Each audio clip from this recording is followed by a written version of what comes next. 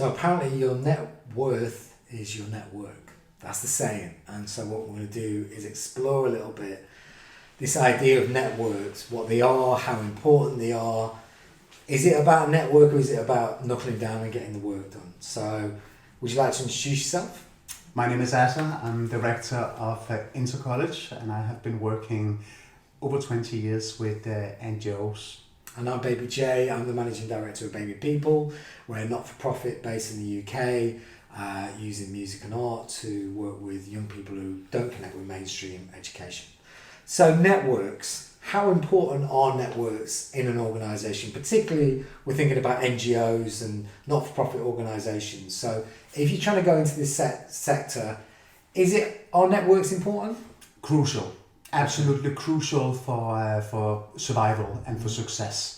The network that you have with your beneficiaries, with the stakeholders from other sectors, the network that you have with your donors, and the network that you have with your partners, both domestic but also the partners abroad.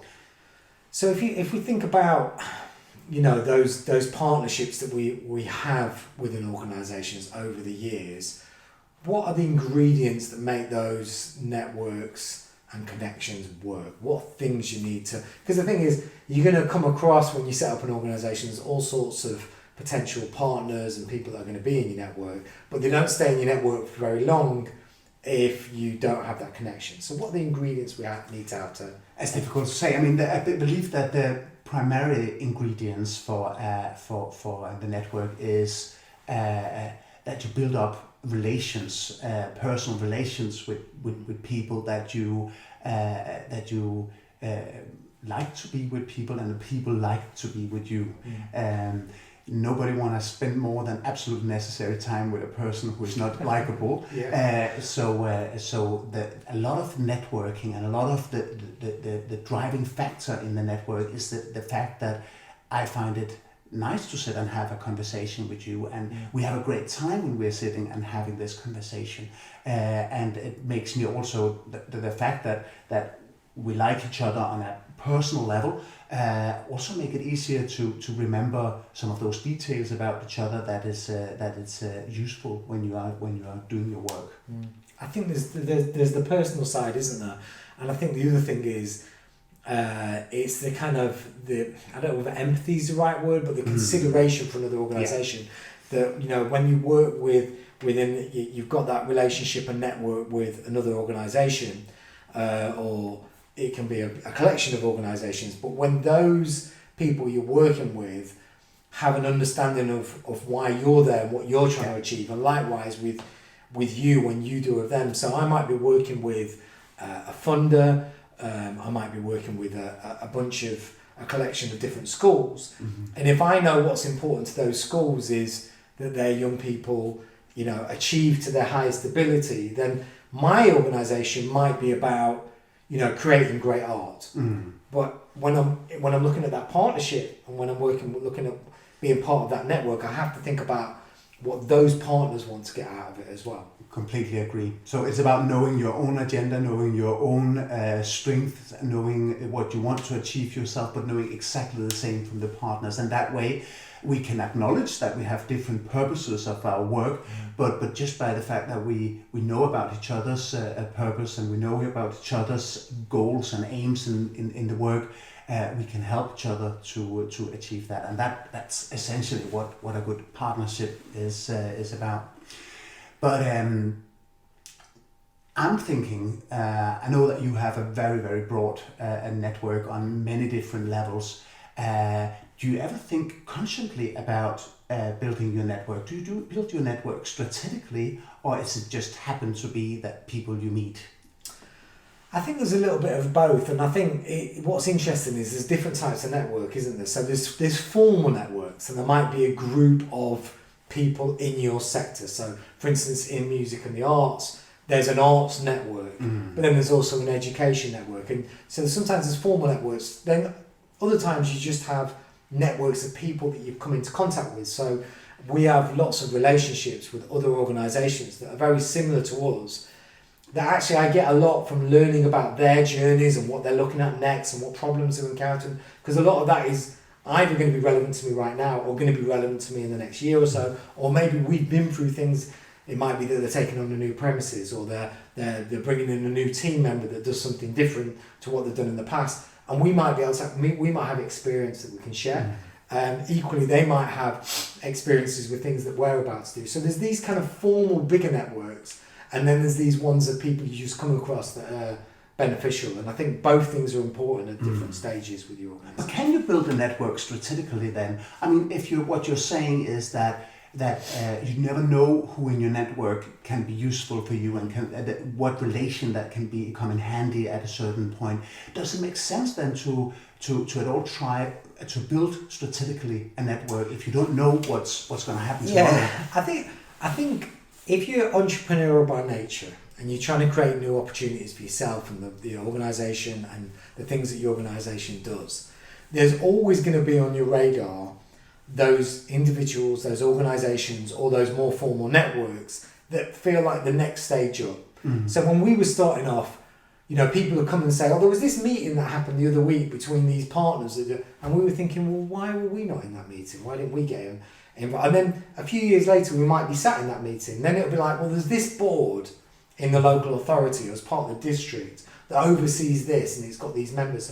And you might sit there and think, well, why are we not part of that board? How do we... So there's always those things that you're thinking, how do I position ourselves as an organisation to be taken, to be viewed as an important part of these networks and these boards? So there is those things. But then what's interesting as well is there comes a point where with some of these things and networks that you're part of, you sat there thinking, is this a good use of my time? There's certainly networks and things that we're part of where you're in these monthly meetings or quarterly meetings, and from that you'll take away a list of actions or things you've got to do, and you're thinking, actually, what do I get from being part of that network? So I don't know if you found with your organisation whether there's a time to say no to networks and partnerships as well.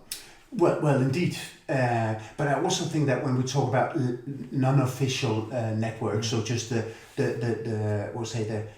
knowledge or the relations with people. I mean, I guess you also meet hundreds of people every year, thousands of people every year, and I find that it's difficult to kind of determine how much effort should I put into keeping the relation with these people, and what kind of efforts? Is it once a year a Christmas letter or a birthday greetings, or what is it that it takes, and how much energy, and who should I try to keep in touch with?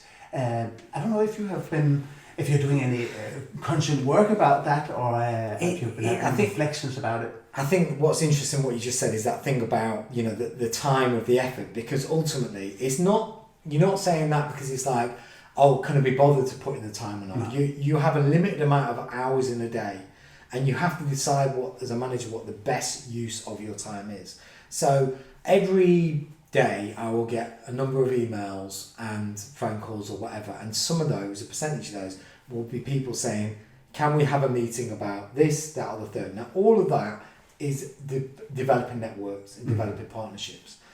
And I have to make a decision about what I kind of say, I'm going to delegate that to someone else to do that meeting, what I want to sit in the meeting, and what's actually useful. And it's not about, well, I can't be bothered to talk to these people. I can be bothered to talk to anyone, because you never know what opportunities things are going to bring up. But I also have to think about, well, do my team need me in the room? It's all right me kind of saying, well, I'm going to go from this meeting to the next meeting to the next meeting, which often is how your life feels it is. But then you're not sat in the building with your staff supporting them when they need to ask a question, when they've got a problem with something they need to deal with, where there's something that's come unstuck for them and they might need support. You're not in there dealing with the fact that the toilet is blocked or the roof is leaking or a logistical thing. And as a manager, you need to have an oversight on all of those things. So there's developing networks, there's developing partnerships, but you've got to balance that time against what's what's most important for you as a manager, because to some extent we can be out there looking for new relationships and new networks all the time, but you can do that at the expense of actually running your organisations. And I think I've been guilty of that, of spending so much time out of the building, not just physically but in my head, outwardly looking, but you're not actually concentrating on the projects that are going on in your building. But what is the secret then behind balancing these things? On the one side, to develop your organization, to look for new potentials, but on the other hand, to safeguard what you have already really built it. How do you prioritize this? How do we make sure that we don't go ahead and develop and then things are falling apart back home? Or on the other hand, that we get so focused on that our toilets are working that we miss opportunities from our network? If anyone's got the answer, if you could email in, that'd be great. But I think it's a constantly balancing thing, isn't it? So I think there are times when you're thinking, because the thing is, if you just concentrate on what's going on in the building, you're never developing those relationships and you're never developing new opportunities. And, you know, especially with a not-for-profit organisation, you've got to constantly be reinventing what you're doing and reassessing. But I think it's about just having that check-in time. Mm-hmm. So it's about just having those moments in a week where you sit down and go, are the staff in the building, are the day-to-day operations of what we're doing, is that supported? Mm-hmm. Has it got the attention it's needed? And also asking, well, I'm doing these 5 meetings this week. Do I need to be doing these? Are these meetings that I'm attending benefiting my organisations? You know, because sometimes you can be part of a very important on paper network. And when you sit down and look at it, you kind of go, what has this actually brought to my organisation in the last year? Either in terms of new opportunities, in funding and income, or new skill sets or developments or new direction for my organisation. Sometimes you feel like you've been invited into an important network or strategic group, but actually what you're doing is helping that group much more than it's helping you. And I think at that point you have to kind of go, well, maybe I'm going to attend some of those meetings, or if appropriate, you might have to turn around and kind of say that it's not the right junction for my organisation to be part of this thing. It's difficult because things always change, but you have to keep on having those regular check-ins with, not we're part of this network now, so we're going to attend everything and be involved. I think part of being and I'm sure you'll have found this as well, part of being an entrepreneur and running an NGO is we have this thing that we always want to try and please a little bit, especially new partners. So I know I sit in meetings and people kind of go, oh, we're trying to do this. And I go, we can help with that. I can do that. And then you come out of this meeting with a huge list of work you've created for yourself. And you kind of think, you know, and sometimes that's a good idea. Yeah. But then sometimes you have to step back and kind of go, is that helping? Yeah. How have you found it with But I think one important thing when we're talking about networks in our organization is also that we as managers are acknowledging that the organization's network is more than our own network.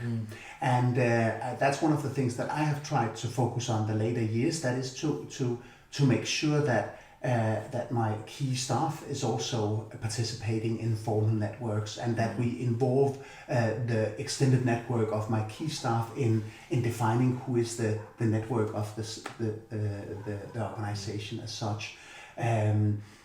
But I think for me, to make networks, to build new relations, it's a crucial part of our development, because that's where the inspiration comes from. The inspiration for the new things, the inspiration for the growth, it doesn't come from fixing the toilets. It comes from the people who is surrounding us. So it's interesting what you're saying about the staff thing, because I think, and obviously this is related to the size of the organisation at certain stages, and it might not be on day one. But I think when I first started, in my head I was like, I need to have the right amount of staff and the appropriately skilled staff to allow me the time to step out of the day-to-day operation to go and do the strategic meetings and to build those networks. And like you said, now, as the organisation has grown, it's about having certain staff where it might be a geographic area, it might be a specific project, it might be a specific area of work for the organisation. But you go, I want you to lead on this thing. And it's about supporting those staff in the initial stages of that, but it's about kind of going, actually, I mean, we've certainly had it with geographic areas where we've opened in new areas and we've said to staff, look, you lead on this area, so come back and feed back to me, but you develop those relationships, you be the key person for this organisation in that area of work, whether that's geographical or thematic. And I think that's really important. But again, it's a problem of scale, because when you're first starting out and it's you and 2 of your friends and you're trying to achieve everything, you're not going to necessarily be able to delegate things. There's probably going to be one person that really enjoys that social thing, or is really good at going out and meeting people, that's probably going to be the best person to do that. The person that's a bit more admin and bureaucratic might not be that person, you know. But I think, you know, it's interesting, you know, even within organisations, is that skills develop over time. When I first started doing this, and still now in a way, if you put me in a room full of strangers, I'm not going to start walking around the room introducing myself. But if I've got a context and I've got something I want to say and a point, I'm not shy about talking. So it is about, you know, kind of the wider team. It's going back to the earlier days. What advice would you give to a new NGO about how do they find those networks? How do they find who they need to talk to? Well, it's about defining your own need, and first of all, it's about understanding your own organization, being certain about the purpose of your organization, and have clearly identified what needs do you have in your organization. And then it is to search in relation to that. So I don't believe that there is any universal recipe on how to do it. If your network is in order to reach international partnerships, then it's maybe some international conferences or contact making events or contact making seminars that you have to join. But I also say for myself, when we have made projects, for example, outside Europe, when we have had to find partners in Bangladesh, or we have had to find partners in Honduras or something like that, I have very much looked into who did I study with. A couple of times where I have needed partners in some very specific countries, I have been sending loads of mails to all people that I studied with, and that way through say, well, I was once working with somebody who was working in Honduras, and in that way creating a relation. So I think it's a question about not being afraid of asking, not being afraid of reaching out to a network, and even your network is not directly relevant, then your network might have somebody in their network that can help you further. So I think the worst thing that you can do if you want to grow your organization, that is to sit and keep the needs to yourself and to keep a secret around it. I think one thing I'd say that ties into that as well is that throughout your journey, you never know where people are going to end up. So at some point you might meet someone who you build a relationship with, and they might be at the very beginning part of their career, but actually, you know, you fast forward 15 years and they might be in a position that's really, really useful for you as an organisation. So, you know, keeping those relationships, staying in touch with people to an extent, and having good relationships. You know, there's people, if you've got a good relationship that you can pick up the phone to 15 years later, and they'll be happy to take your call because of the dealings you had with them 15, 20 years ago, you know. And I think if you can keep those good relationships, you never know where those people end up and what that can bring to you later. So I think that's the central advice maybe here, that is, make sure that the people you come across throughout your career is also left with a positive impression about who you are and what you're doing. Yeah. Thank you so much.